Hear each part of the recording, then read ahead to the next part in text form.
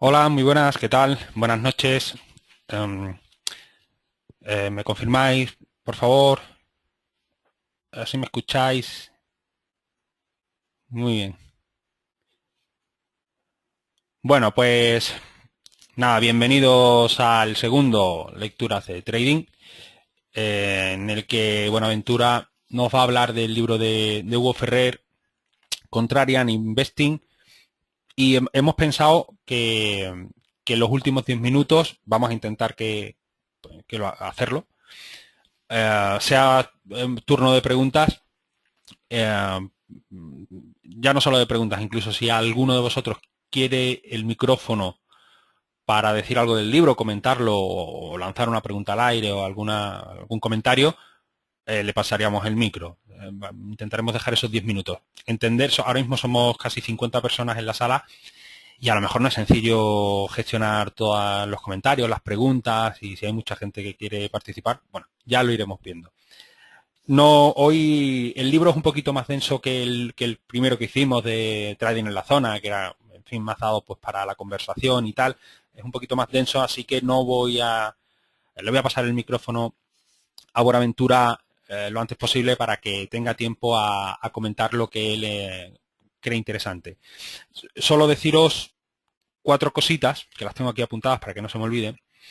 Una es, de verdad, animaros a que os compréis el libro. Me parece un libro fantástico, muy bueno, independientemente del estilo de trading. Yo sé que aquí hay muchos que hacéis precio y volumen y análisis técnico y tal, pero creo que es muy importante entender por lo menos lo que es la filosofía contraria. Y ese es el segundo punto, porque en definitiva cualquier trader que se precie, cualquier especulador, tiene que tener esencia contraria, es decir, o sea, ser un poco escéptico, no conformarse con lo que le diga a otro, sino tener que comprobarlo por uno mismo, intentar ir en contra de la mayoría, etcétera, ¿no? Eso tiene que estar en nuestro ADN. El tercer punto que os quería comentar es que, bueno, Hugo Ferrer es el CEO, el fundador de un proyecto que ha arrancado hace poco, que es investia.com, y lo que os quería decir es animaros a que os vayáis a su web porque realmente es un muy buen proyecto. Hay gente que escribe muy bien allí, que sabe mucho, que tiene mucho conocimiento y se está convirtiendo más en un lugar de referencia en España de la filosofía contraria, ni del value investing y tal. O sea, si hay alguien que tiene inquietud por eso, ese es el sitio de referencia. De hecho, el otro día una persona que quería aprender trading y lo típico, que también se quería hacer rico en un par de tardes, bueno, tenía especial interés por el tema de la filosofía contraria ni bueno, del análisis fundamental. Y fue fácil dirigirles a esta gente por eso, ¿no? Porque al final ahí es donde vais a encontrar gente de referencia y merece la pena. Y luego deciros también que si os interesa el tema,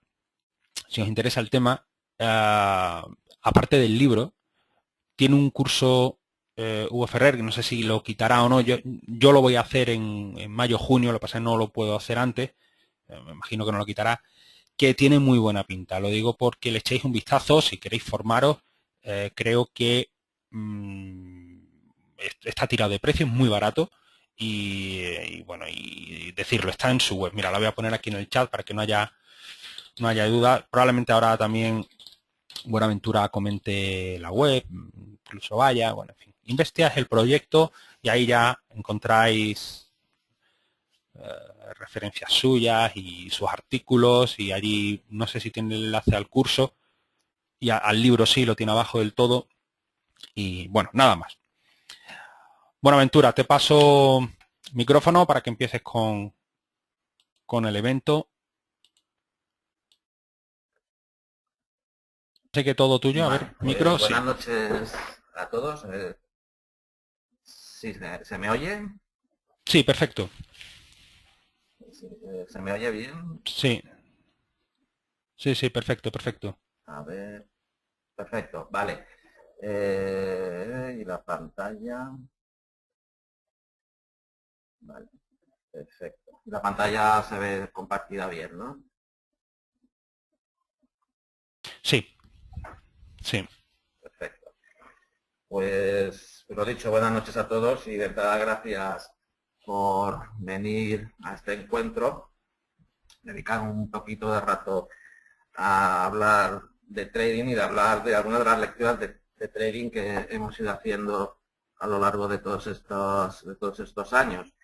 Ya os ha explicado Enrique que el libro Contrarian Investing, el lenguaje secreto del mercado, es un libro de Hugo Ferrer, que yo desde que contacté por primera vez con Hugo Ferrer a través de sus publicaciones en su blog que tenía primero, que era el de Ferrer Invest, y algunos artículos que publicaba en Cotizalia, que no sé si los llegasteis a leer, porque últimamente parece que no sigue con esas publicaciones, pues a mí me pareció una persona muy interesante desde el punto de vista de su concepto del trading y de sus ideas, a veces un poco peculiares, siempre muy directas y muy sinceras, y que a veces también ocasionaba que luego las olas de comentarios que aparecían detrás de cada una de sus intervenciones pues fueran largas, abundantes y realmente muy polémicas. Así que cuando vi que tenía publicado este libro, Contrarian Investing, pues no tardé mucho en comprarlo y su lectura me resultó especialmente agradable y especialmente interesante porque hace un enfoque muy especial, porque era un toque muy personal al concepto del trading desde el punto de vista contraria, y que además me daba para mí un enfoque alejado de lo que normalmente yo estaba mirando, yo normalmente miro, que es más un enfoque desde el punto de vista intradiario y a corto plazo, porque él mira mucho más a largo, medio plazo y a datos económicos y macroeconómicos, como veremos ahora, a veces y así de entrada se me escapaban, y que gracias a lo que él comenta en el libro empecé a entender y empecé a ver por dónde iban. Muchas veces todos estos datos que aparecen en las noticias, que vemos que salen a las 4 de la tarde o a las 2:30 de la tarde y que tanta movimiento suelen dar a los mercados. Pero de todos modos, para abrir el fuego, quería empezar esta pequeña exposición haciéndoos una primera pregunta. Una pregunta que va dirigida tanto a los que hayáis leído el texto, que me consta por la lista de asistentes, que sí que hay muchos que ya nos conocemos y que ya me habéis comentado, que sí que lo habéis leído, pero también para aquellos que no lo hayan leído, en función de las expectativas que puedan tener respecto a este libro, me gustaría haceros una primera pregunta, que no sé si Quique, Enrique, la tienes que lanzar tú al final. Vale. Sí, la acabo de lanzar. La acabas de lanzar. Quisiera preguntaros si, tanto los que habéis leído como los que algún día lo llegaréis a leer, si pensáis que este libro es un libro de filosofía, es un libro de psicología, es un libro económico, un libro relativo a la economía, o es un libro de estrategias de trading. Podéis escoger las respuestas que os parezcan más oportunas, y porque me interesa saber a qué conclusión habéis llegado. Pero nada, un ratito más o menos corto. Se ha votado a la mitad. Estamos en el 53% de votos. Ah, vale, ya lo veo, sí. Sí. Ves los resultados también, ¿no? Esto del GoToMeeting tampoco es que tenga mucha práctica de usarlo. Esto sí que lo tenéis por la mano con tanto curso y tantas cosas que hacéis. Sí, bueno, pero tampoco te creas que no conseguimos hacernos No hace con él. falta estudiar bajo un... No, no. Ves los resultados, ¿no? ¿Tú, Sí, sí, lo Buenaventura? estoy Sí, ¿no? viendo. Vale, perfecto. Hombre, me llama la atención que vaya con bastante ventaja, que se considera un libro de psicología. 63%. Sigue ganando psicología, seguido de filosofía, economía y estrategias de trading. Falta un 30% por votar. Se lo están leyendo rápidamente. Está todo mirando el resumen. Bueno, 71.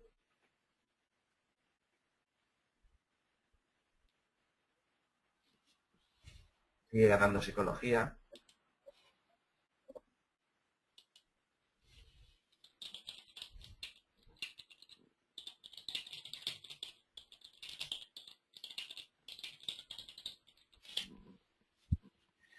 Y bueno, parece que los resultados están ya, cuando llegamos a un 79%, un 81% de votos escrutados, pues parece que un 42, de momento un 42% considera que es un libro de psicología, un 30% que es un libro de filosofía, un 18% en estrategias de trading y un 11% que es un libro de economía. Bueno, yo creo que más o menos ya tenemos los resultados. La mayoría considera que se trata de un libro más bien de psicología. En segundo lugar, un 30% que es un libro de filosofía, un 18% que plantea estrategias de trading y un 11% que es un libro que trata sobre economía. Yo os voy a decir cuál es mi conclusión. En primer lugar, os voy a decir lo que sí que seguro que no es. Porque lo que seguro que no es un libro de estrategias de trading. El propio Hugo Ferrer ya en el prólogo nos lo dice directamente. Fijaos que pongo aquí la cita que él hace, que nos dice que de todos aquellos que lean este libro sería imposible que uno solo tuviera un cuerpo de conocimiento suficiente para operar con éxito en los mercados. No es un libro que esté pensado para que el que lo haya leído inmediatamente saque unas herramientas que pueda utilizar de forma directa para crear una estrategia de trading. Aunque luego, quizá en un futuro, no sé si muy lejano o no, o en otro libro que pueda hacer, quizá sí que plantee el propio Hugo Ferrer estas estrategias en base a los instrumentos y a los elementos que saca en el libro, porque posteriormente él ha publicado varios artículos en su blog donde sí que plantea, a raíz de ir perfeccionando las ideas va planteando, sí que plantea estrategias de trading y plantea tres aspectos o tres posibilidades de plantearse estrategias al final de una recesión, en los momentos en los que se pueden detectar ineficiencias del mercado respecto a la situación económica, o bien incluso operaciones tendenciales para hacer posibles entradas y operaciones dentro de una tendencia. Pero sí que también hay que tener en cuenta que la filosofía y la idea de Ferrer es siempre a medio largo plazo. Entre los que estamos hoy aquí, yo creo que muchos sí que tenemos un enfoque mucho más cortoplacista, mucho más intradiario, de scalping incluso, y Ferrer no, Ferrer hace un enfoque completamente a medio plazo, incluso a largo plazo. Entonces no es un libro de estrategia de trading. Y lo que sí que es un libro de filosofía, al menos desde mi punto de vista. Es un libro muy filosófico. Un libro de filosofía de trading. No es un libro de filosofía existencial ni nada por el estilo, sino un libro de filosofía de trading, porque si hay algo que resalta Ferrer a lo largo de su explicación y a lo largo del libro, es la importancia que tiene que un operador o un especulador, él suele usar los dos términos, cuente con una filosofía de trading.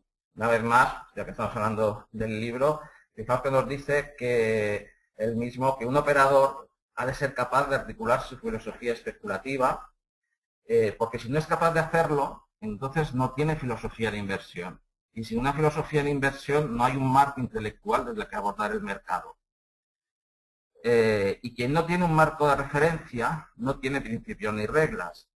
Y finalmente, quien no tiene reglas es llevado allá donde le lleva el designio de las masas. Entonces, esto es un aspecto que yo creo que muchas veces, y sobre todo cuando nos enfrentamos a la operativa en el mercado, sobre todo cuando se hacen estos planteamientos como el que comentaba Enrique, de personas que dicen yo voy a hacer un curso de trading para hacerme rico rápidamente y dejar este trabajo que odio hasta el momento, o salir de la situación de paro, la situación que sea. Si se buscan soluciones rápidas y no se busca un fondo y un trasfondo del enfoque, de la filosofía que queremos darle a nuestro trading, es muy difícil salir adelante. Porque entonces empiezas a navegar de un lado para otro. Empiezas la famosa búsqueda del santo grial y buscar un sistema, un método que de forma mágica, de ser posible automática, sin tener que pensar, ni sentir, ni sufrir, pues te consiga dar buenos resultados en el mercado. Eso yo creo que todos los que estamos aquí sabemos perfectamente que no es posible. Hay que tener un enfoque claro de cuál es tu filosofía de trading, que puede ser de muy distinto valor o de muy distinto sentido. Por ejemplo, pues muchos de los que estamos también hoy aquí escuchando esta charla, pues tenemos esta filosofía más intradiaria y nos basamos en una interpretación del volumen y el precio y de la dinámica de los mercados y de la acción del precio. Pero otros pues hacen un enfoque más de value investment, o hay quien pues es seguidor de Williams y su teoría del caos y utiliza pues un enfoque pues más actualizado desde un punto de vista filosófico, aplicando las últimas tendencias y las últimas ideas que hay sobre estas cuestiones cuánticas y de la teoría de los fractales y la teoría del caos. Entonces es fundamental tener este concepto o esta filosofía del trading, y lo que nos hace Ferrer en el libro es darnos su visión de lo que sería una filosofía contraria. Podríamos pensar de entrada que la filosofía contraria es algo nuevo o algo que se pueda haber inventado Ferrer, y la verdad es que no, porque la filosofía o el enfoque contrario del trading es algo que es muy antiguo o que viene muy atrás, y que ya viene de los pioneros y de las primeras personas que hicieron y fundaron las bases del análisis técnico y del trading que conocemos hoy en día. Fijaos si es tan antiguo que este caballero que os pongo en pantalla, que es A.W.T. Zabel, que es un analista técnico, un trader, analista técnico de tercera generación, es decir, su padre y su abuelo ya se dedicaban a estas cosas, y que tiene de tal arraigo que incluso como anécdota puedo decir que es sobrino de Wyckoff, al que pues, muchos de nosotros seguimos y nos influye especialmente, y por tanto ha conocido de primera mano la época de los grandes traders de principios del siglo XX, finales del XIX, y que fundaron, que establecieron las bases de prácticamente todo el análisis técnico y todo el tipo de todos los sistemas de trading que estamos utilizando actualmente. Pues Zabel ya nos dice en un artículo que publicó en su día, una conferencia que dio en su día en la Asociación de técnicos, de analistas técnicos del mercado de Estados Unidos, nos decía que ya estos primeros pioneros tenían una serie de características que eran muy intuitivos, porque compraban y vendían en función de la única cosa en la que podían confiar, que era su intuición. Pensar que estamos hablando cuando todavía no existían ordenadores ni nada que se pareciese, y prácticamente no existían gráficos, porque si alguien hacía un gráfico se lo tenía que hacer a mano, final del día, en su casa, y hasta que Dow no empieza a hacer los índices y a ponerlos y plasmarlos con carácter gráfico y publicarlos en el Wall Street Journal y en las publicaciones en las que él participa, pues no se utilizaban los gráficos. Es la época del tape reading, la lectura de las cintas, donde los grandes genios del trading hacían todo fundamentalmente a base de cálculo mental o de cálculos llevando tablas y acordándose por memoria pura y dura de cuál habían sido las variaciones de las cotizaciones y de los volúmenes. Eran deterministas porque comprendían perfectamente que el mercado se mueve por fuerzas que ellos no podían controlar y que por tanto era inútil pensar que pudieran hacer cualquier tipo de maniobra, cualquier tipo de cuestión, y lo que eran seguidores del mercado.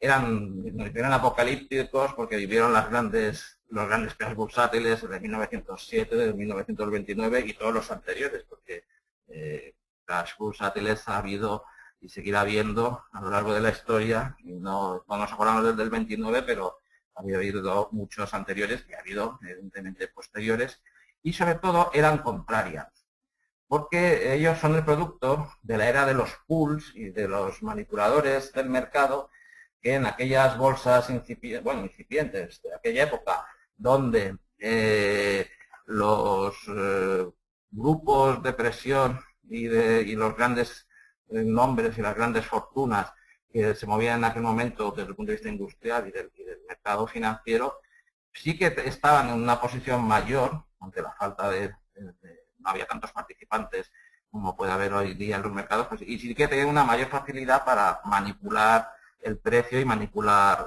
los mercados. Y la única forma que sabían perfectamente todos estos grandes pioneros que tenían de poder evitar ser manipulados con el resto de la masa, con el resto del mercado que no estaba dentro de los pools y que no estaba dentro de los movimientos manipulativos, era ser contrarian, era ir en contra de lo que se les quería hacer creer.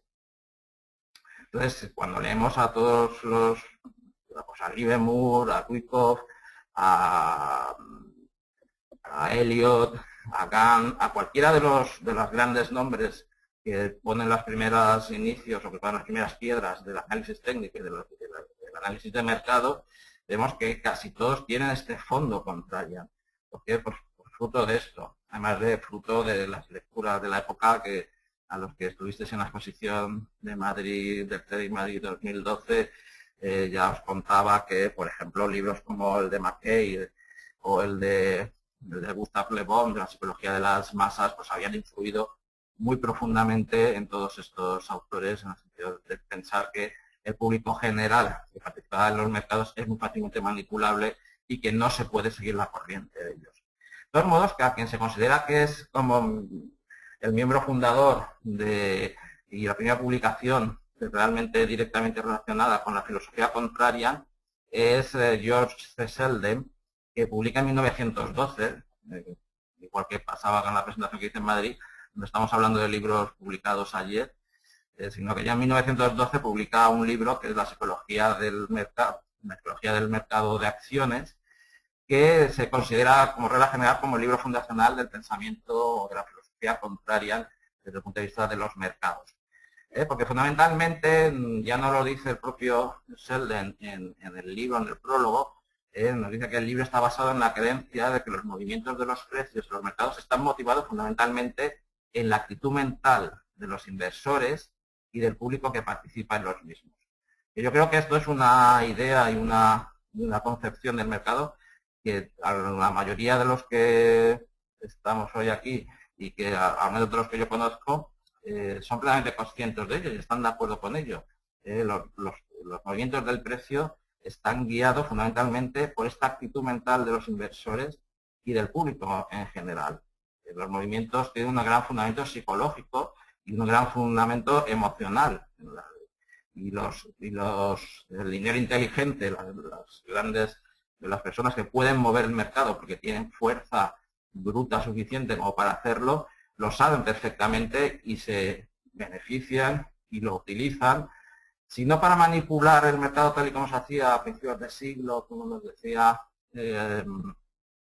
Tavel, sí que para aprovecharse de esa inercia y de esa palanca, ese apalancamiento que le da el poder utilizar estas emociones y el poder utilizar esta psicología del mercado para llegar y llevar el mercado a donde ellos quieren.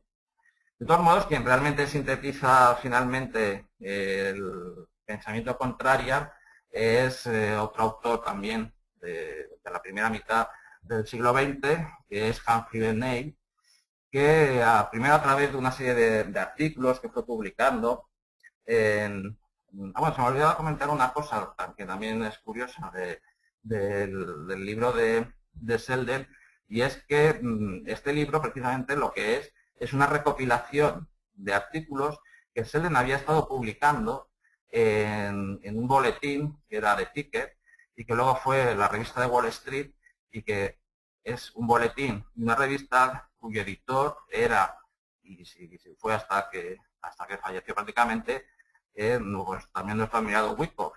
Es la revista y era el boletín de Wyckoff en el que se publicaban los artículos de Selden y que luego acabaron siendo el libro fundacional de esta filosofía contraria. Por lo cual vemos cómo realmente se van imbricando y se van poniendo en relación todos y cada uno de estos grandes nombres que son la base del trading moderno.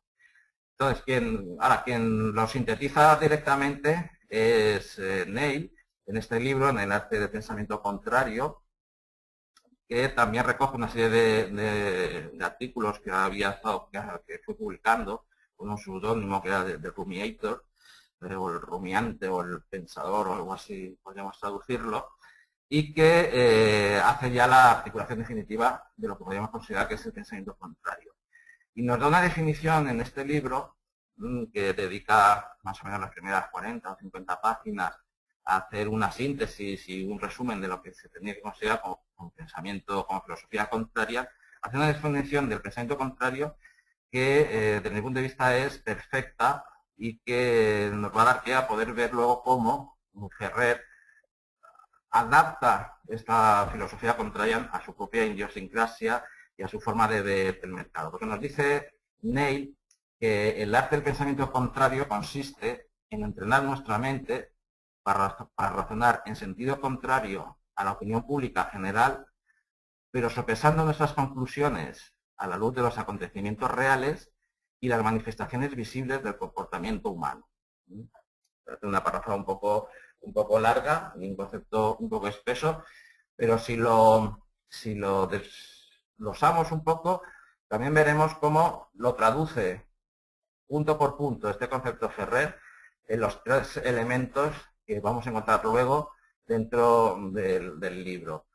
Es decir, nos dice Neil que consiste en primer lugar en entrenar la mente para razonar en sentido contrario. Que luego Ferrer esto lo traduce en lo que él llama la individualidad del operador contraria. Más adelante veremos exactamente cómo lo articula y a qué se refiere.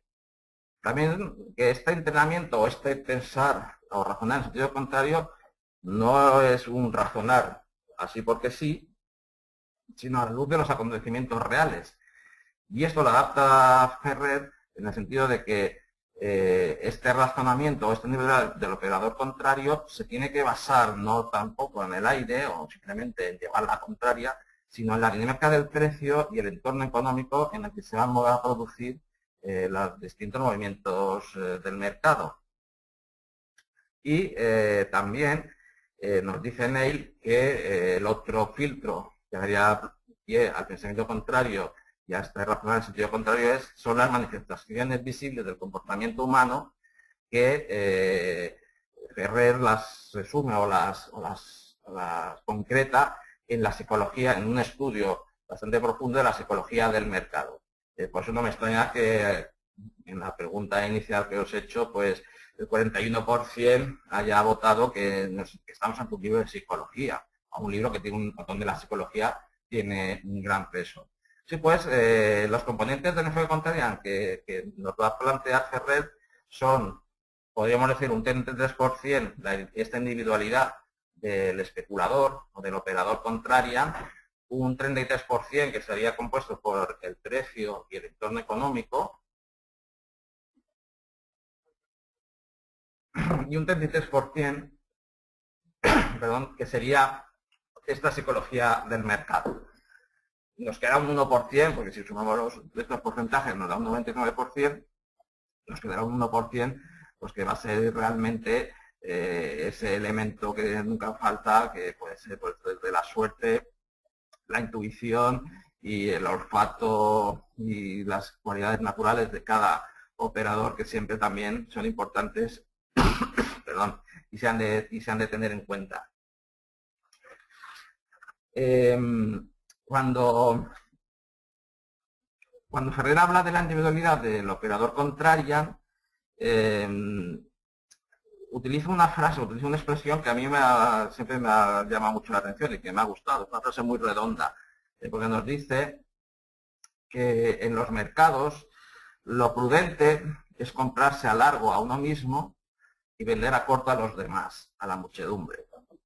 No sé qué opináis vosotros, pero a mí me parece una frase muy redonda y que es muy significativa de a qué se está refiriendo Ferrer cuando dice el operador. Ha de ser un operador contraria, ha de ser alguien individual, una persona individual frente al mercado. No obstante, Ferrer profundiza más en el tema y nos llega a decir cuándo se puede considerar que estamos vendiéndonos a corto y comprando a largo a los demás. Nos dice que estaremos haciendo esto cuando, es decir, lo contrario de lo que nos ha dicho antes, que es comprarnos a largo a nosotros mismos y vender a corto a los demás. Lo contrario sería vendiéndonos a corto nosotros y comprando a largo a los demás. Esto lo estaremos haciendo cuando hacemos caso del gurú de moda, pues vamos siguiendo las últimas modas y las últimas cuestiones, y las últimas tendencias y buscando este santo grial que siempre decimos que a veces se va buscando. Cuando damos credibilidad a lo que publican los medios de comunicación, que un contraria que se precie a de filtrar lo más posible estos medios de publicación, usando un indicador creado por otro o cuando aceptamos como válidas ideas convencionales del análisis técnico, sobre todo nos insiste mucho en que no es que sea un problema utilizar un indicador, pero que tenemos que estar, y que este indicador sea creado por otro, pero que si no hemos creado nuestros propios indicadores, tenemos que al menos haber verificado que esos indicadores funcionan y tener una cierta garantía de que sirven para algo, pero a utilizar el panel de indicadores que salen en cualquier graficador de los que usamos todos, simplemente porque está ahí, y ir probando uno y pasando de uno a otro hasta que vemos que falla y vuelve a fallar, no es lo que tendría que hacer un especulador o un operador contraria. O bien coger las ideas del análisis técnico a pie justillas. Si lo que habéis leído el libro, pues sabéis que dedica todo un capítulo a criticar el análisis técnico desde el punto de vista ortodoxo, porque él no cree especialmente que tenga una utilidad más allá de una serie muy limitada de figuras o de elementos de análisis técnico como pueden ser los dobles suelos y los dobles techos, y especialmente le tiene una especial manía al hombro cabeza-hombro, que no le gusta nada y que nos dice que falla más que una escopeta de feria. Y no deja de tener razón, cuando entonces empiezas a observar un poco cómo van funcionando los hombros cabeza-hombro, a veces funcionan, pero también fallan muchísimo. Y hasta monta un poco una especie de técnica o de sistema de trading al buscar figuras o al sugerir hacer operaciones cuando vemos figuras chartistas canceladas. Es decir, no buscar que funcione el hombro cabeza hombro, sino estar seguro que cuando el hombro cabeza hombro falla, pues si era un hombro cabeza hombro bajista, el movimiento largo después del fallo del hombro cabeza hombro va a ser lo suficientemente interesante como para entrar. O bien cuando aceptamos las recomendaciones de un analista, al estilo de lo que oímos muchas veces pues en Intereconomía o en este tipo de programas de bolsa, donde aparece el analista de turno y la gente va preguntando qué hace con Telefónica, si la compra, la vende o la mantiene. Y el analista contesta normalmente lo que más le interesa a la agencia de brokeraje que suele representar.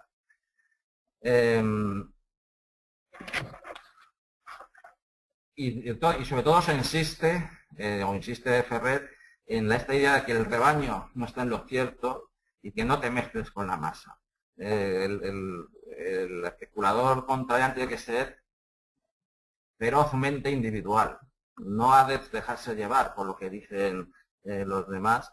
Tiene que mantener su punto de vista propio y a todas luces defenderlo hasta que vea que está equivocado o hasta que vea que puede ser que no, que en ocasiones esta masa o el rebaño en determinadas ocasiones sí que está siguiendo el camino correcto, pero no porque lo haya decidido así, sino porque da la casualidad de que los dos van en el mismo sentido. Acaba señalando Ferrer esta idea de la individualidad del especulador contrarian diciendo que supone tener unas altas expectativas de nosotros mismos, unas bajas expectativas de lo que los demás puedan hacer u opinar y posicionarse de la mejor manera para alcanzar el triunfo con poca dependencia del éxito o del fracaso que puedan tener los demás. Y es una idea un poco egocéntrica, si queréis, pero es que yo creo que en este punto de vista Ferrer tiene toda la razón del mundo. Si tú quieres sobrevivir en los mercados, no puedes de ninguna forma dejarte llevar por lo que hace la mayoría. Y tienes que tener la suficiente fuerza como para hacer tu propio análisis del mercado, hacer tu propio análisis de la situación y mantenerlo a pesar de que a lo mejor estás viendo en los medios de comunicación, en los amigos tuyos que también se dedican al trading y que te están diciendo que no, que esto se hunde, que esto se cae, o al revés, esto no dejará de subir porque estamos en una tendencia alcista, pero si tú has cogido una determinada posición, has hecho un análisis y has llegado a unas determinadas conclusiones, es necesario que seas capaz de posicionarte de esta mejor manera para alcanzar el triunfo y pasar de no tener una dependencia de lo que pueden estar haciendo los demás. De hecho, Ferrer, en sus artículos, en sus blogs, siempre comenta que sus mejores operaciones, porque Ferrer se define en diversas... Del libro no sé si lo llega a decir, sí, en el libro también lo dice. Se define como un trader contrarian comprador. A él le gustan los movimientos alcistas, le gusta comprar a ser posible o bien a la salida de una recesión o bien a la salida de una caída del precio cuando él ve y tiene datos que le confirman que eso es una ineficiencia del mercado porque los datos macroeconómicos, como veremos luego, pues no justifican que el mercado esté cayendo. Pero claro, en esas situaciones la mayoría de las personas, como también no para de citar tanto en el libro como en sus artículos, pues nos dice la frase de Terpenton, que dice que los mercados alcistas se inician en el escepticismo y los bajistas en la euforia o en la complacencia. Es decir, siempre el mercado y los que hacemos volumen y precio también lo sabemos, creo que perfectamente, veremos que el mercado se va a girar dentro de lo que parece que es una tendencia bajista con mucha fuerza, con mucho volumen y que realmente cuando sabes interpretarlo te está diciendo lo contrario. De ahí que también pues, volumen y precio o el análisis de la dinámica del precio y del volumen tenga este contenido contrarian que va propiciando, que va diciendo Ferrer en su libro. Entonces, no es que sea una postura egocéntrica, orgullosa, de decir, no, yo tengo la razón y el resto no, sino que es la actitud que se ha de tener para intentar conseguir que luego que no te pueda arrastrar el conjunto del mercado, el conjunto de los operadores, que normalmente están equivocados y que normalmente, digo, si no están manipulados desde el punto de vista de que no se puede manipular a tanta gente, pero sí que están dominados por sus sentimientos, están dominados por la psicología colectiva, por la psicología de la masa. Ahora bien, como decíamos antes, o como os decía antes y nos decía Tabel en su definición del contrarian, este pensar en contra, esta individualidad del especulador contrarian no es simplemente una posición de decir, pues yo siempre voy a hacer lo contrario de lo que me digan los periódicos o lo que digan los analistas o cada vez que veo un posible hombro cabeza a hombro, pues voy a ponerme en contra, un sentido contrario de lo que nos diga este hombro cabeza a hombro, sino que este pensamiento contrario tiene que estar filtrado, tiene que estar fundamentado en algunos datos de la realidad del precio o de la realidad económica, del entorno económico que justifiquen el que uno sea contrario. Es decir, no es llevar la contraria porque sí. Y en este sentido, nos dice Ferrer que el operador contrarian entiende que los mercados se mantienen en equilibrio, es decir, que son eficientes la mayor parte del tiempo, pero cuando un evento altera este equilibrio, la diversidad de agentes inversores que garantiza ese equilibrio desaparece debido al instinto gregario, instinto de nuestros genes. Y en esos momentos de desequilibrio, y es en esos momentos de desequilibrio donde el operador contrarian encuentra sus oportunidades. De ahí que el estudio de las emociones y las expectativas generales carezca de valor si no se tiene una visión macroeconómica que establezca cuál es el punto de equilibrio desde que del que la masa se ha ido desviando. Y para fijar este punto de equilibrio, para fijar esta situación, esta visión macroeconómica, es cuando introduce toda esta serie de indicadores y de herramientas macroeconómicas que vas poniendo en el libro y que justifican su utilización. Porque tampoco se trata de hacer una recopilación de datos macroeconómicos y de datos de distintos indicadores más o menos adelantados, sino de que esos datos nos estén diciendo lo contrario o nos estén dando pistas de que realmente está pasando lo contrario de lo que la mayoría de la gente piensa que está pasando. Porque si no, si todo el mundo viese los datos y los interpretase en el mismo sentido, pues o todos seríamos ricos o nadie se haría rico, porque todo el mundo simplemente siguiendo esos indicadores podría estar haciendo operaciones completamente provechosas. Entonces, todo esto que nos dice de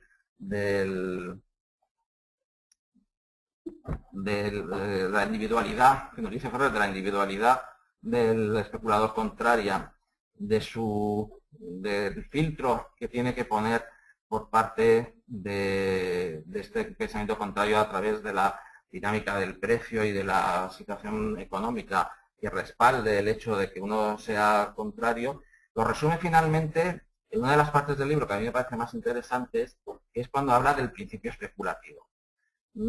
Porque el principio especulativo, no sé si alguno de los que participáis en la página de Facebook de conocimiento, yo alguna vez lo he colgado, porque es una parte del libro que a mí me gusta especialmente, porque creo que define muy claramente cuál tiene que ser el enfoque claro, o cuál es el enfoque válido de la especulación o del operador frente a los mercados. Y nos dice que porque lo que nos está diciendo es que la especulación nace de observar los mercados y su funcionamiento sin ningún tipo de prejuicio previo. Es decir, el operador contraria tiene que aplicar este principio especulativo y cuando hace un análisis y se enfrenta al mercado, tiene que partir de la mayor objetividad posible. De forma que es impropio del especulador tomar decisiones financieras en base a otros elementos que no sean los datos empíricos de la acción del mercado. No se argumenta contra la ley, igual que no se argumenta contra la ley de la gravedad, no se debe argumentar contra la acción del precio. El especulador no vaticina, no produce y no debe predecir, no predice. En resumen, no mantiene expectativas. No trata con valoraciones teóricas o filosofías económicas, sino con el hecho empírico, con el aquí y el ahora de la acción del precio. El especulador no trabaja bajo el esquema de lo que el mercado está por hacer, sino bajo el esquema de lo que el mercado está haciendo. Y actúa estrictamente lo que objetivamente observa. No cree que algo va a suceder mientras no está sucediendo, no cree que algo va a suceder mientras esto no está sucediendo. Este es el principio especulativo. Yo creo que este principio especulativo resume perfectamente los dos elementos o los tres elementos incluso que veíamos anteriormente. Por un lado, la individualidad del operador desde el punto de contraria, de apartarse de la masa, de apartarse de la opinión generalizada que puede haber en el mercado, pero no a través de crear unos apriorismos o de crear unas visiones sesgadas o contrarias a lo que por sistema o sistemáticamente a lo que está haciendo el mercado en ese momento y los participantes en el mismo, sino solo en base a observar objetivamente qué está haciendo el mercado y ser un operador reactivo y no un especulador proactivo. En el libro y en algunos artículos posteriores que ha ido publicando en el blog, él siempre habla de esta diferencia en los distintos tipos de operadores o de especuladores. El especulador proactivo pues sería este especulador que no aplica este principio especulativo y lo que hace es intentar adelantarse al mercado, intentar adivinar lo que va a hacer el precio y simplemente lo que está haciendo es apostando. Igual que podría apostar a qué número de la ruleta va a salir, pues está apostando a si el precio va a subir o va a bajar, o se va a quedar lateral. Mientras que el especulador reactivo es este especulador contrario que observa el mercado, que observa qué está haciendo el precio, que observa qué está haciendo el entorno del precio y que solo actúa cuando el propio precio y el propio mercado le ha confirmado que aquella opinión que se había ido creando es correcta y por tanto el propio mercado le está dando la razón. Y es a partir de que le da la razón que empieza a operar. No apuesta a que el mercado le va a dar la razón y opera antes de hacerlo.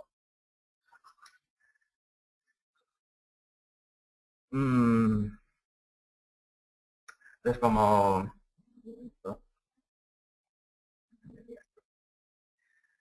cuando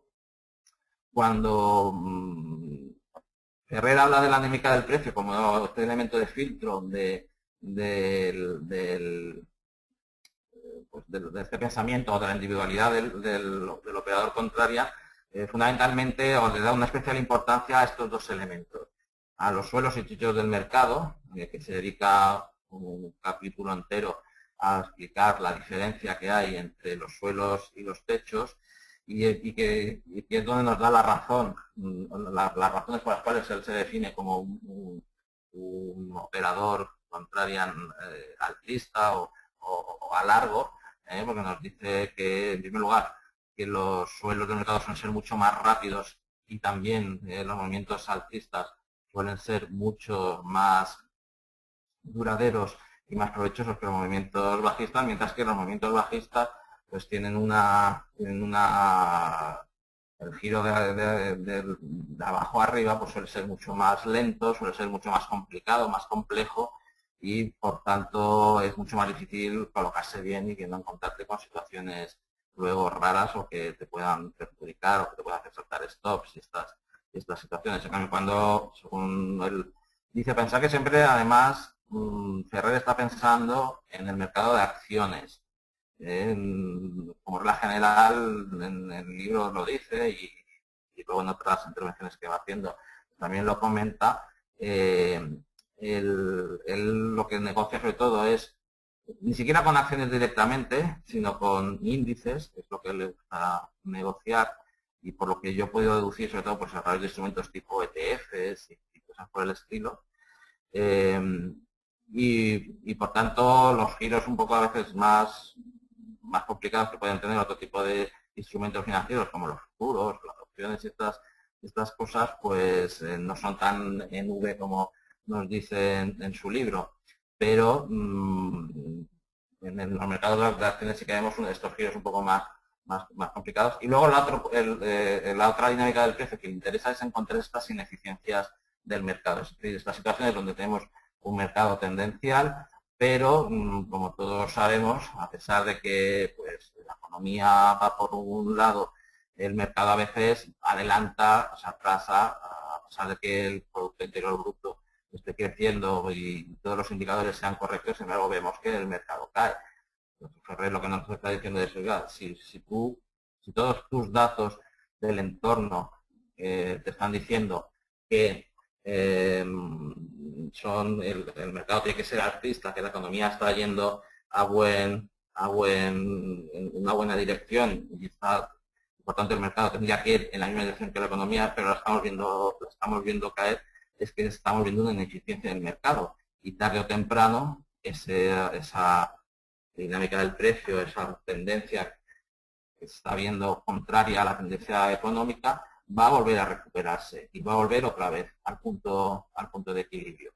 Y para poder comprobar todo eso, pues utiliza los distintos indicadores que nos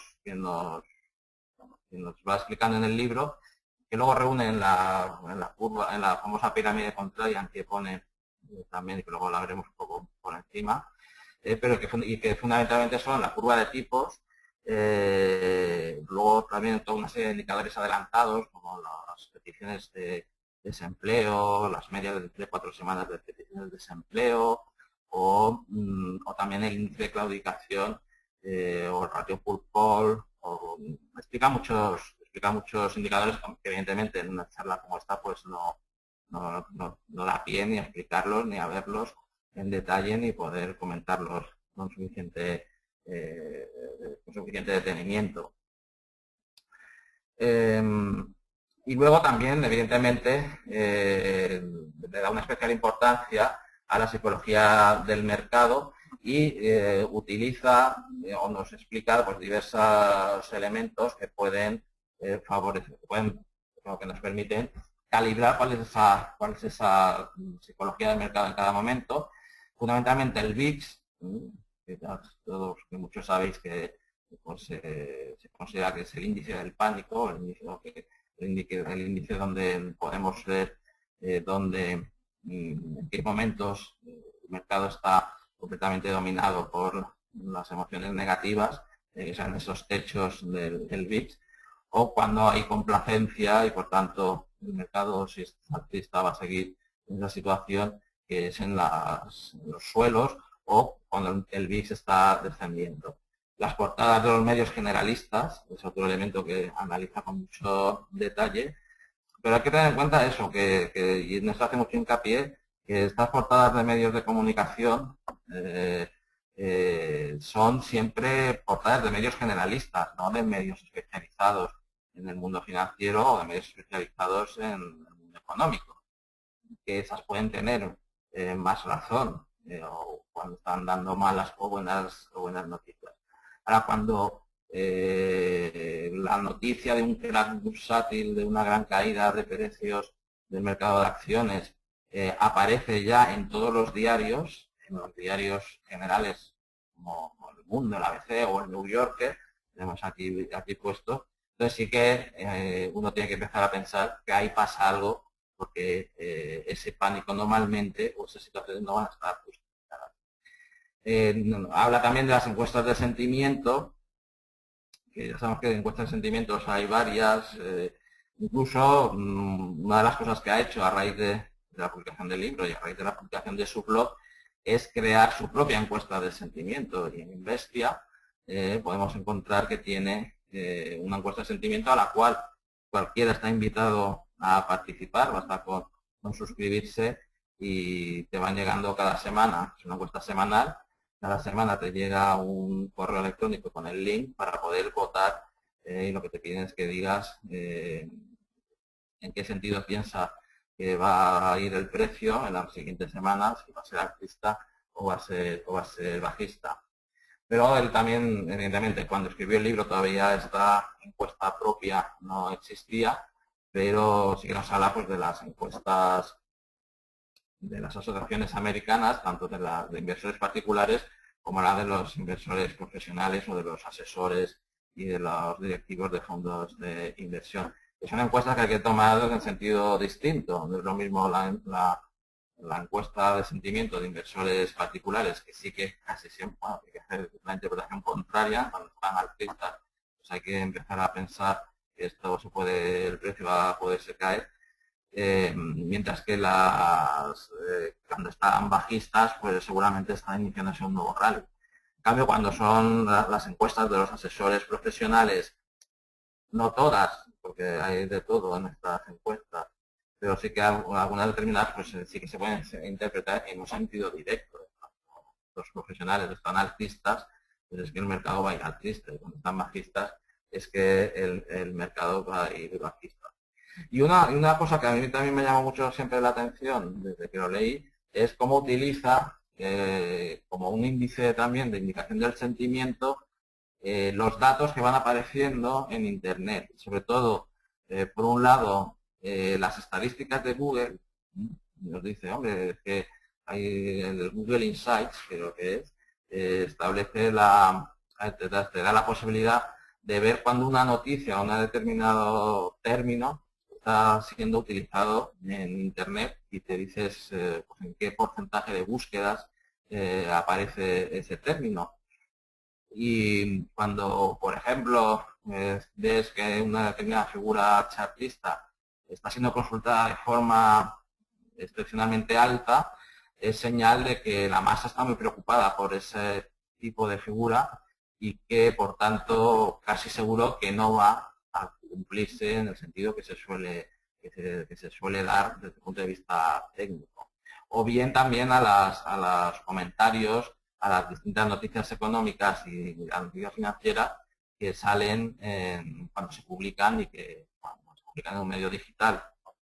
Yo creo que se consultan en Internet, donde la gente luego puede participar con sus comentarios, pues hacer una interpretación contraria de esos comentarios suele ser pues bastante interesante. La verdad es que llegados a este punto, lo que me gustaría es hacer haceros otra pregunta, que es si pensáis que lo que nos está diciendo Ferrer es que la filosofía contraria supone que siempre tenemos que hacer lo contrario que debemos hacer a la mayoría del mercado. Y aquí que es como que tienes que lanzarla.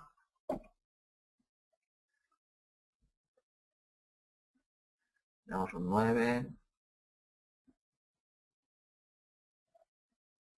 Bueno.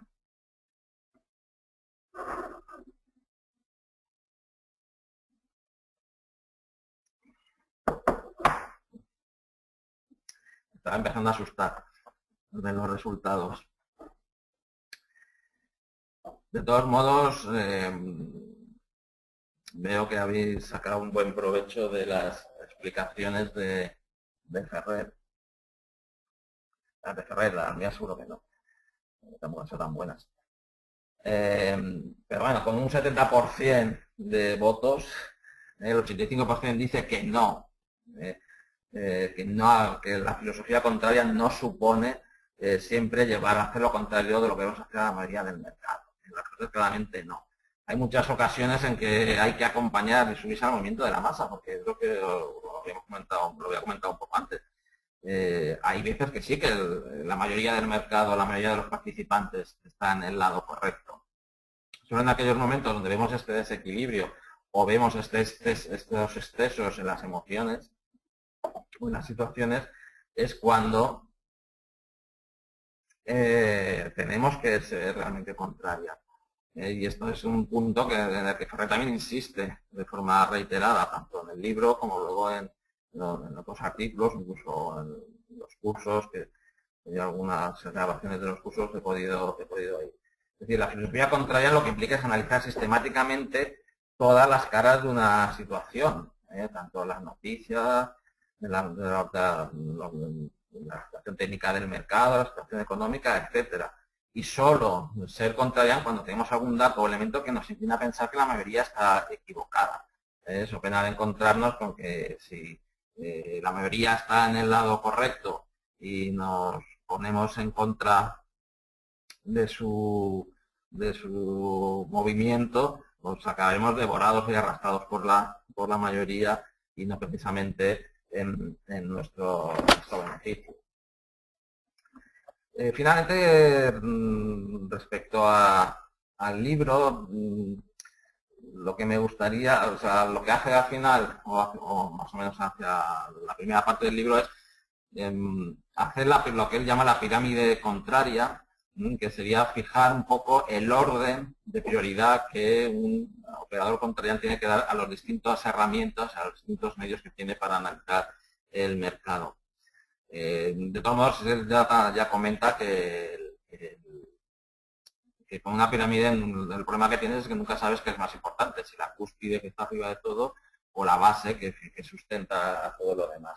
Pero bueno, lo que sí que está claro es que él cuando hace su análisis contraria de la situación de un mercado, lo que considera que es fundamental y que primero que tiene prioridad respecto al resto de datos, pues evidentemente es la dinámica del precio, y en eso creo que todos estamos de acuerdo.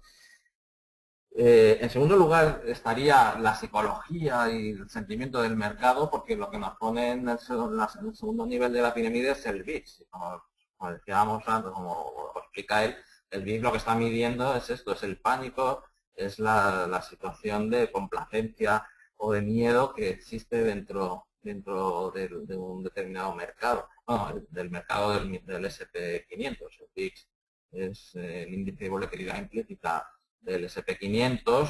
Supongo que sabéis que otros mercados pues tienen también sus propios índices de volatilidad implícita, como el Nasdaq, pues, tiene también uno propio, y el Dow Jones industrial creo que también tiene uno propio. Es decir, lo que pasa es que no hace falta ir buscando, digan, no, es que yo opero con el Nasdaq y voy a buscar el índice de volatilidad implícita del Nasdaq para que sea más preciso. No hace falta, porque hay una correlación casi milimétrica entre los movimientos del VIX y el resto de índices de volatilidad implícita. Y viendo el VIX, que es el más fácil de localizar, lo vemos todos.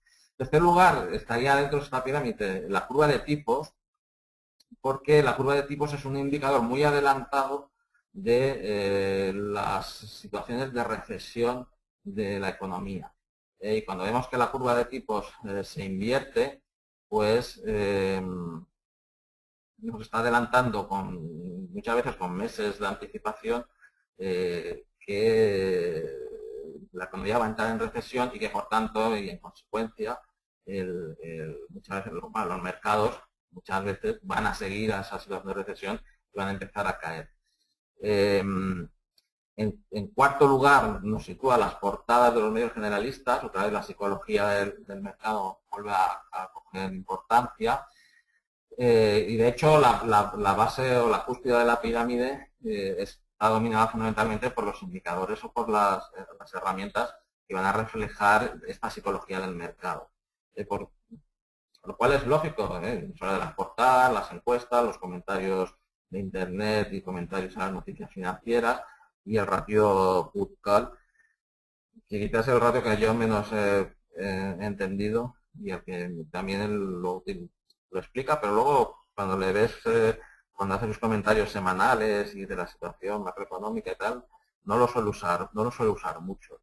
Igual que muchas veces, en vez de usar la curva de tipos, que es un indicador muy adelantado y que por tanto a veces es difícil saber la utilidad que tiene, que además últimamente está muy manipulado, porque como está en manos de los bancos centrales, sobre todo el primer tramo de la curva de tipos, la de los tipos de interés a corto plazo, está muy manejada y muy manipulada por la FED en Estados Unidos o por los bancos centrales europeos en Europa, pues es difícil saber si está reflejando realmente lo que está pasando en el mundo real o nos está diciendo lo que los políticos y banqueros centrales de turno quieren que nosotros nos creamos, ¿no? Entonces a veces ahí habría que a lo mejor hacer una interpretación contraria de la propia curva de tipos.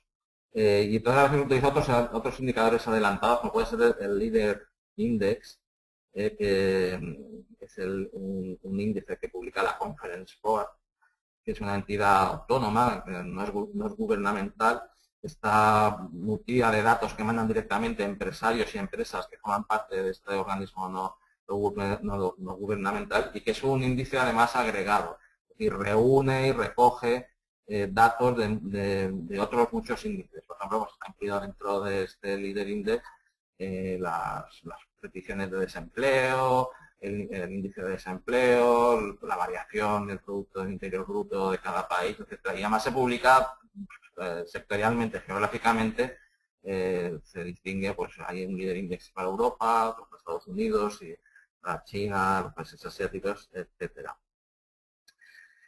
La verdad es que me hubiese gustado poder enseñar alguna cosa más de los indicadores, pero se nos está haciendo bastante tarde. No sé, Enrique, ¿qué opinas que podemos hacer a estas horas? Si es que estás escuchando. Enrique. Sí, lo que pasa es que no encontraba el unmute. Bueno, como quieras, yo estoy a gusto. Es cierto que se hace un poco tarde por la gente y me imagino que tienen familia y le estarán, hombre, igual 5 minutillos, pues sobre todo pensando en eso. Hombre, O turno de preguntas y tal, ¿no? Que también puede estar bien. No veo, ¿ha habido preguntas? No veo. No, pero podéis lanzarlas, ¿eh? Si estáis por ahí y queréis comentar algo, alguna pregunta. Hombre, lo más importante quizás es comentar que todos los índices, indicadores y demás herramientas que Ferrer menciona en el libro están recopilados en su página web, en Investia. Si entráis en investia.com y vais a la, perdón, y vais a la parte, a la pestaña de herramientas, aquí, claro, para buscar el VIX, para buscar la curva de tipos, para buscar los initial claims o la curva de copo, que es otro indicador muy curioso que explica, ya no da tiempo ahora a pararnos en él. Si uno lo tiene curiosidad o quiere hacerse, yo lo hice una vez, pero luego tengo que reconocer que mi disciplina deja bastante que desear y no lo fui siguiendo. Pero sí que me hice un cuadro para ir poniendo e ir actualizando todos los indicadores que me parecían más importantes y más interesantes y ir haciendo un seguimiento. Lo hice un mes y luego se me olvidó.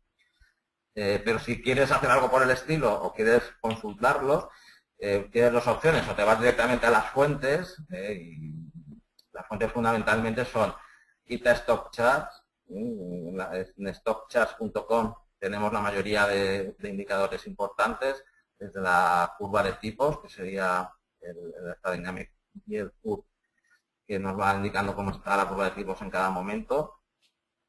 Ves aquí, fijaos que quizás la explicación que él da en el libro, aquí la vemos en movimiento y vemos como a medida, esto es el cursor se ve. Sí, se ve perfecto. Se ve. Esto es el SP500 desde el año 2005 y esta es la curva de tipos.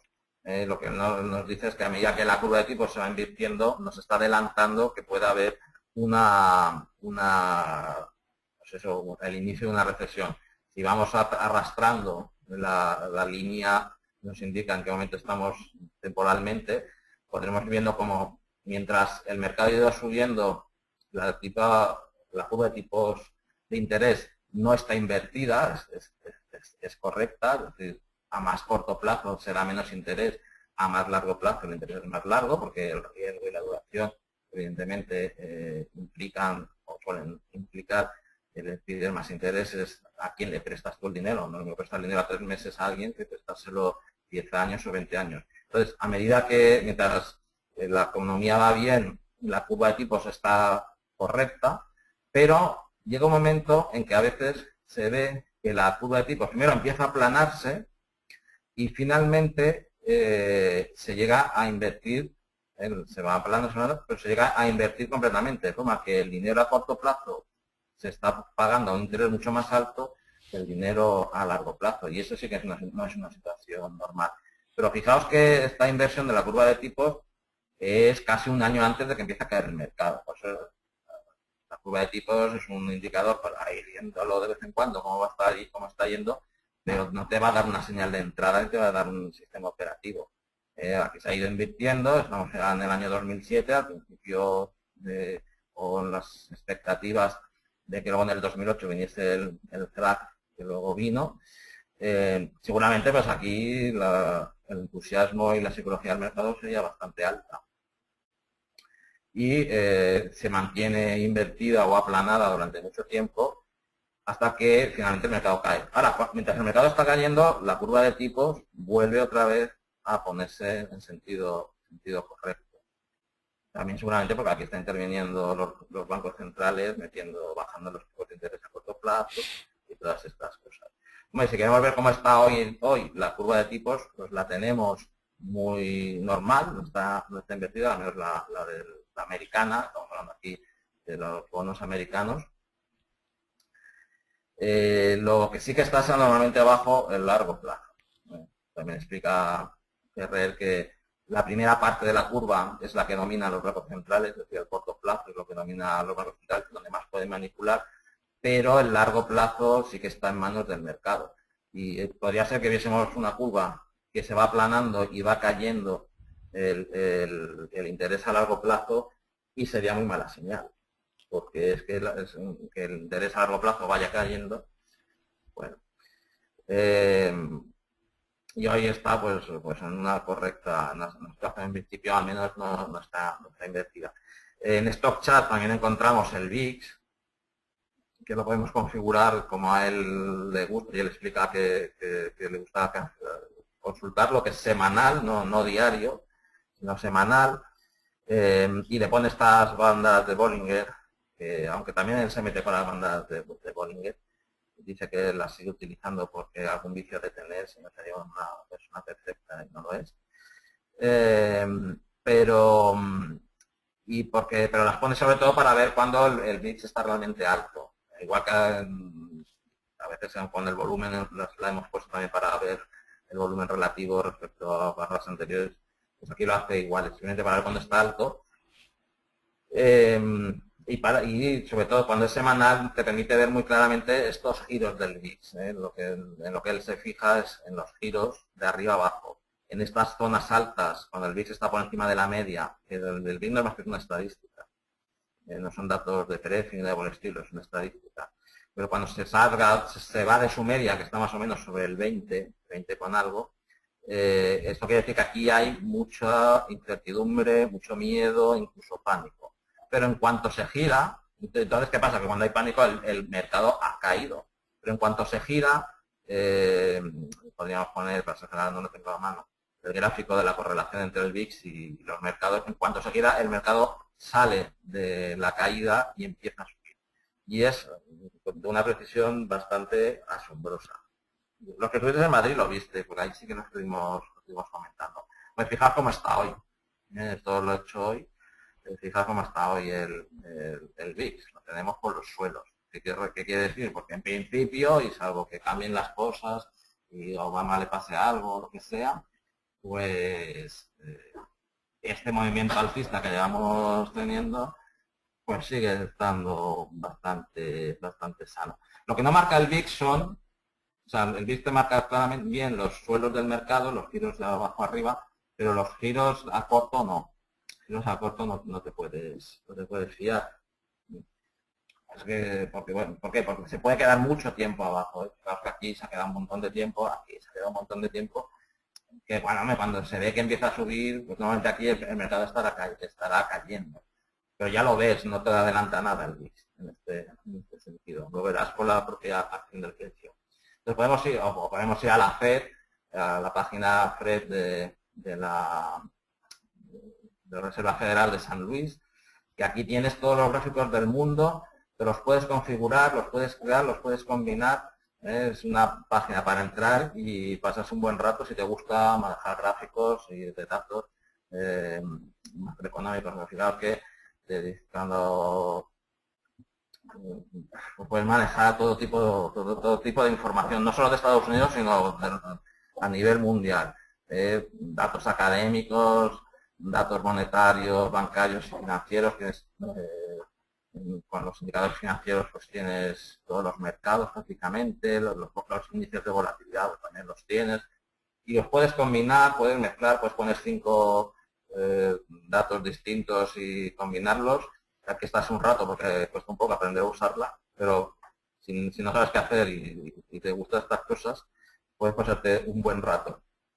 Ahora, si no quieres esto y quieres ir a que te lo dé todo servido, pues te vas a la página de Investia, que es la de Ferrer, y ya los tienes todos recopilados. Los indicadores líderes, la curva de tipos históricos, los initial claims, la capacidad de utilización manufacturera, la industrial, incluso gráficos comparativos, el inicio de construcciones de casas, desde el ISN. A mí lo que me divirtió mucho del libro es que también me daba contenido a esas noticias que vemos que dice que van apareciendo cuando dice sí, se va a publicar el ISM de manufacturero, hombre, pues al menos Ferrer te lo explica un poco, eso no lo explica mucho, pero muchos de ellos sí que te los explica en el libro y al menos pues no vas tan ciego o sabes a qué están hablando cuando dicen que se publica el libro marrón de la FED de no sé dónde. Tienes todos los indicadores técnicos, el ratio 50-150, el put call, el advance decay del Nasdaq, el SP500 en velas Heikin-Ashi, que también es una cosa que comenta, la posición de las velas Heikin-Ashi. ¿Qué más? El VIX en todas las versiones posibles que puedas encontrar. Las encuestas de sentimiento también, desde un índice de ansiedad, es curioso, al Stress Index, la encuesta de la AI, que es la de los inversores particulares, si no me equivoco, esta la de los profesionales, es decir, que los índices de lanzamientos de... ¿Cómo será el nombre? Bueno, no me sale el nombre. Bueno, no me sale. Incluso pues las curvas de Coco creo que también andan por aquí. Es decir, que cualquier dato que sobre todo todos los que comentan el libro, si queréis ver cómo están funcionando hoy en día, los tenéis aquí completamente actualizados y fáciles de localizar. No sé si quieres hacer alguna pregunta o... Se ha lanzado por chat, si alguien tiene alguna pregunta y no parece que haya... Bueno, en resumen yo creo que es un libro que vale la pena leer. Además es muy fácil de leer, o sea, está escrito muy, desde mi punto de vista bastante ameno, aunque ya sé que hay algunos que no, les parece interesante, que les parece un rollo. Pero, a mí yo me lo leí de un tirón prácticamente. En 2 o 3 días lo tenía leído y luego lo he releído y lo he ido mirando no solo para preparar esto, sino porque tiene puntos de vista que me parecen muy interesantes. Y sobre todo también es muy recomendable entrar en los artículos que ha ido publicando posteriormente. Fundamentalmente estos 3 que os digo, que hablan de las entradas, las posibles estrategias de trading con los sistemas o con los indicadores que él utiliza. Entradas al final de una recesión, entradas aprovechando los desequilibrios del mercado, las ineficiencias del mercado y las entradas también en tendencia, aunque es algo que le da menos importancia y es el menos interesante quizás. Pues ya son las 9:00. No sé, Enrique, si te parece bien, pues... Sí, que si quieres ya lo... Agradecer a todo el mundo la paciencia. No, ha sido yo creo que una gran charla. Ya ha quedado bastante claro. Hombre, sobre todo espero que la gente se anime a leerlo, ¿no? Al final es lo interesante. Aquí se busca alguna pildorilla pues para sacarlo lo que más llama la atención. No, pero se lee, es un libro muy sencillo de leer. O sea Este que... año me pareció muy interesante toda esta primera parte más filosófica. Luego los indicadores me gustaron, pero lo que me interesó mucho la parte de su planteamiento de la filosofía contraria. Sí, bueno, lo hemos estado comentando antes, que tiene cosas, bueno, los principios especulativos que al final son los que nosotros intentamos siempre aplicar, ¿no? Los mismos, o sea, el observar el mercado pues sin un prejuicio, ¿no? Intentar operar en base a nuestro criterio personal y no lo que pueda decir otro, o, bueno, lo que también comenta de operar en base a datos empíricos, a lo que dice el mercado, a lo que vemos, ¿no? Al precio, al volumen, que no tenemos que adivinar, ¿no? Que intentemos basarnos en la acción del precio, nosotros en este caso en la acción del precio y el volumen.